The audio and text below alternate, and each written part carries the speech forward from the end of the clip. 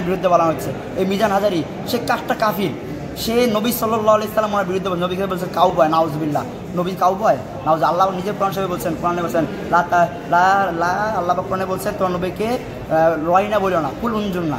রয়না মানে কি? রয়না মানে হচ্ছে মেষপালক। আল্লাহ পাক নবীজিকে মেষপালক বলতে নিষেধ করছে, আর সে নবীজিকে বলছেন মেষপালক, নাউজুবিল্লাহ। আল্লাহ পাক যে নিষেধ করছে সে সেখানে বলে মেষপালক, সে কি আল্লাহ পাক মানতে পারলো? সে কি আল্লাহ বান্দা থাকতে পারলো? সে কি নবীর উম্মত হইতে পারলো? অতএব সে নবীর উম্মত না, আল্লাহের বান্দাও না, সে কাঠটা কাফির সুরা জান্নামী। সে মুসলমানদের মধ্যে ঢুকে মুসলমানদের ইমান নষ্ট করার জন্য কাফির মুশরিকদের টাকা দিছে এবং সে সেই আমলটাই করতেছে।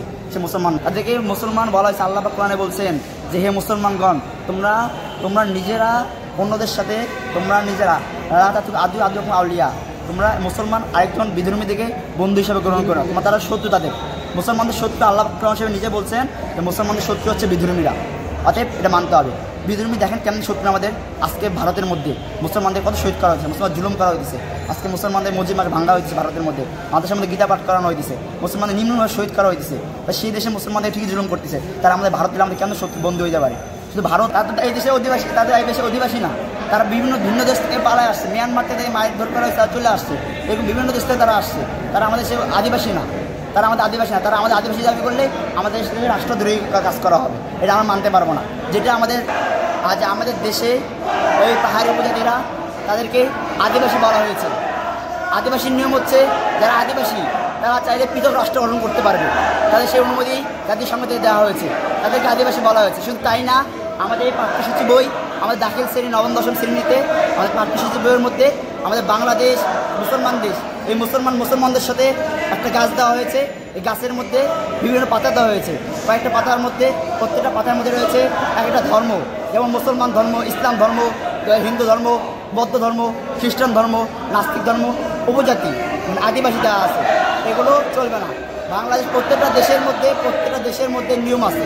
প্রত্যেকটা দেশের মধ্যে নিয়ম হচ্ছে, যেমন ভারতের মধ্যে হিন্দু দেশ, এই ভারত আমাদেরকে মুসলমান থেকে গীতা পড়ানো হয় ভারতে। এই আমেরিকা নাস্তিক দেশ, খ্রিস্টান দেশ, এই আমেরিকা ওই দেশে খ্রিস্টান ধর্ম পড়া হয়। নাস্তিক দেশ রাশিয়ায় নাস্তিক ধর্ম পড়ানো হয়। এরকম প্রত্যেকটা দেশের মধ্যে নিজস্ব ধর্মের বিষয় পড়ানো হয়। তাহলে আমাদের দেশের মধ্যে কেন ধর্মীয় বিষয় পড়া হয় না? আমাদের এই দেশ 98% মুসলমান দেশ। 98% মুসলমান দেশে অবশ্যই মুসলমানদের বিষয় পড়াইতে হবে। এবং শুধু তাই না, আমি সরকারকে দাবি করব, সরকারের প্রতি অবশ্যই কর্তব্য হচ্ছে আমাদের বাংলাদেশ মুসলিম দেশের মধ্যে 98% মুসলমান দেশের মধ্যে শতকরা 33% কমসে কম কোরআন হাদিস শিক্ষা দিতে হবে। আমাদেরকে ইংলিশ শিক্ষা দেওয়া হয়, ইংলিশ আমাদের কোনো প্রয়োজন নেই। আমাদের কোনো প্রয়োজন, আমরা চাই আমাদের নবীর ভাষা, আমার ইমানের ভাষা, আরবি ভাষা চাই। আরবি ভাষা শিক্ষা দিতে হবে আমাদেরকে, কমসে কম 33% দিনের হিসেবে শিক্ষা দিতে হবে আমাদেরকে। এটা আমাদের দাবি আসছে। আর উপজাতি বলা, আদিবাসী বলা যাবে না। উপজাতিকে উপজাতি বলতে হবে। আর যদি বলে তাহলে আমরা উপজাতিকে এই দেশ থেকে তাড়াবো। আপনাদের এই দেশে অধিবাসী, তাদের এই দেশে অধিবাসী না, তারা ভিন্ন দেশ থেকে পালায় আসছে। মিয়ানমার থেকে মায়ের ধর করা হয়েছে, তারা চলে আসছে। এরকম বিভিন্ন দেশ থেকে তারা আসছে। তারা আমাদের সে আদিবাসী না, তারা আমাদের আদিবাসী দাবি করলে আমাদের রাষ্ট্রদ্রোহী কাজ করা হবে, এটা আমরা মানতে পারবো না। যেটা আমাদের বিরুদ্ধে বলা হচ্ছে এই মিজান হাজারি, সে কাঠটা কাফির, সে নবী সাল্লাল্লাহু আলাইহি সাল্লামের বিরুদ্ধে নবীকে বলছেন কাউবয়, নাউজুবিল্লাহ, নবী কাউবয় নাউজ। আল্লাহ নিজের কোরআন শরীফে বলছেন, কোরআনে বলছেন আল্লাহ কোরআনে বলছেন তোমার নবীকে রয়না বলিও না, কুল উনজুন না। রয়না মানে কি? রয়না মানে হচ্ছে মেষপালক। আল্লাহ পাক নবীজিকে মেষপালক বলতে নিষেধ করছে, আর সে নবীজিকে বলছেন মেষপালক, নাউজুবিল্লাহ। আল্লাহ পাক যে নিষেধ করছে সে সেখানে বলে মেষপালক, সে কি আল্লাহ পাক মানতে পারলো? সে কি আল্লাহ বান্দা থাকতে পারলো? সে কি নবীর উম্মত হইতে পারলো? অতএব সে নবীর উম্মত না, আল্লাহের বান্দাও না, সে কাঠটা কাফির সুরা জান্নামী। সে মুসলমানদের মধ্যে ঢুকে মুসলমানদের ইমান নষ্ট করার জন্য কাফির মুশরিকদের টাকা দিছে এবং সে সেই আমলটাই করতেছে। সে মুসলমান বিভিন্ন মাদ্রাসা থেকে আসছে, বিভিন্ন কলেজ থেকে আসছে, ঢাকা ইউনিভার্সিটি থেকে আসছে, ভার্সিটি থেকে আসছে, ঢাকা বিশ্ববিদ্যালয় থেকে আসছে, বিভিন্ন আমরা এখান থেকে আসছি। আমরা কে কোথা থেকে আসছে আমরা নিজেও জানি না, কিন্তু আমাদের ইমানি দায়িত্ব মুসলমান বাংলাদেশ রক্ষা করতে হবে। এই জন্য সবাই একত্রিত হয়েছে। ইসলাম কি বলে অন্য ধর্মের মানুষের প্রতি কিংবা অন্য জাতির প্রতি কিভাবে সম্মান শ্রদ্ধা করতে হবে? ইসলাম কি বলে? ইসলামে বলা হয়েছে আল্লাহ পাকের মনোনীত দিন হচ্ছে দিন ইসলাম। এই ব্যতীত সমস্ত ধর্ম আল্লাহ পাকে বাতিল করা হয়েছে। আল্লাহ পাকের ধর্ম মনোনীত দিন হচ্ছে দিন ইসলাম। এই দিন ইসলাম ব্যতীত ইসলাম কোনো ধর্মকে অনুসরণ করতে বলা হয় না। দিন ইসলামের পরিপূর্ণ দাখিল হইতে হবে, এরা মুসলমানের দায়িত্ব কর্তব্য। এবং যারা দিন ইসলাম বিরোধিতা করে, সমস্ত ধর্মই, প্রত্যেকটা ধর্ম দিন ইসলাম বিরোধিতা করে, প্রত্যেকটা ধর্ম দিন ইসলামের শত্রু। এই জন্য আমরাও দাবি করি প্রত্যেক ধর্ম আমাদের শত্রু, এবং তারা আমাদেরকে বলে আমার শত্রু। তাদের শত্রুর সাথে যেন সম্পর্ক রাখা প্রয়োজন, আমার সামনে সম্পর্ক রাখবো না। সেক্ষেত্রে ইসলাম কি বলে? তার সাথে একসাথে চলতে হবে নাকি আপনারা কি মানে তাকে তাড়া দিবেন? ইসলামে বলা হয় না একসাথে চলতে হবে। তাদেরকে মুসলমান বলা হয়েছে। আল্লাহ পাক কোরআনে বলছেন যে হে মুসলমানগণ, তোমরা নিজেরা অন্যদের সাথে তোমরা নিজেরা আদু আদু আউলিয়া, তোমরা মুসলমান আরেকজন বিধর্মীদেরকে বন্ধু হিসাবে গ্রহণ করো, তোমরা তারা শত্রু তাদের। মুসলমানদের শত্রু আল্লাহ কোরআন হিসেবে নিজে বলছেন যে মুসলমানদের শত্রু হচ্ছে বিধর্মীরা, অতএব এটা মানতে হবে। বিধর্মী দেখেন কেমন শত্রু আমাদের। আজকে ভারতের মধ্যে মুসলমানদের কত শহীদ করা হয়েছে, মুসলমান জুলুম করা হয়েছে। আজকে মুসলমানদের মসজিদ মাস ভাঙা হয়েছে ভারতের মধ্যে, মাদ্রাসার মধ্যে গীতা পাঠ করানো হয়েছে, মুসলমানদের নিম্নভাবে শহীদ করা হয়েছে। তা সেই দেশে মুসলমানদের ঠিকই জুলুম করতেছে, তারা আমাদের ভারতের আমাদের কেমন শত্রু বন্ধু হয়ে যাবে? শুধু ভারত না, সমস্ত হিন্দুরা আমাদের শত্রু।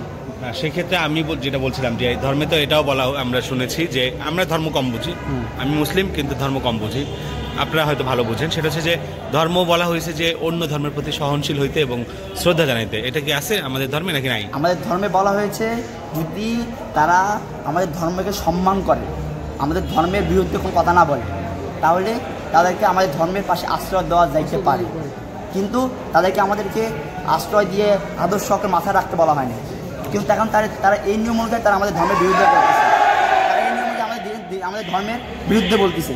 তাহলে অতএব তাদেরকে আমাদের বন্ধু হিসেবে গ্রহণ করা যাবে, তাদেরকে সর্বমত বাদ করতে হবে, তারা আমাদের ধর্মের সাথে জীবন একমত হতে পারে। এই ইসলামের নিষেধ করা হয়েছে। কারণ হচ্ছে এটা আমাদের দেশের মধ্যে বিধর্মীরা আমাদের জাতীয় ভাষা হচ্ছে বাংলা ভাষা, কিন্তু আমাদের ধর্মে আমাদের দেশের মধ্যে চক্রান্ত করে আরবি ভাষা সরাই দেওয়া হয়েছে। সরাই দেওয়ার কারণে আমরা মুসলমান আমরা আরবি কোরআন পড়তে পারি না, যার কারণে দুই একজন আলেম ওলামা যারা বড় থাকে, আলেম ওলামা যারা বড় বড় থাকে, মিজান আজহারি সহ বিভিন্ন আলেম ওলামা, তারা দেখে বাংলাদেশের মধ্যে নাম করা আলেম ওলামা, এদেরকেই বিভিন্ন টার্গেট করে মুসলমানদের ইমান আমল নষ্ট করার জন্য তাদেরকে টাকা ঘুষ টুস দিয়া তাদেরকে মুসলমান দিন ইসলামের মানে সূক্ষ্মভাবে দিন ইসলাম লাখ লাখ মানুষ তার পেছনে এবং তার তো ইসলামী অনেক স্টাডিজ তিনি করেছেন, আপনার চাইতে বেশি করেছেন আমার জানা মতে। হ্যাঁ, তো আপনি তাকে ভুল ধরে ফেললেন।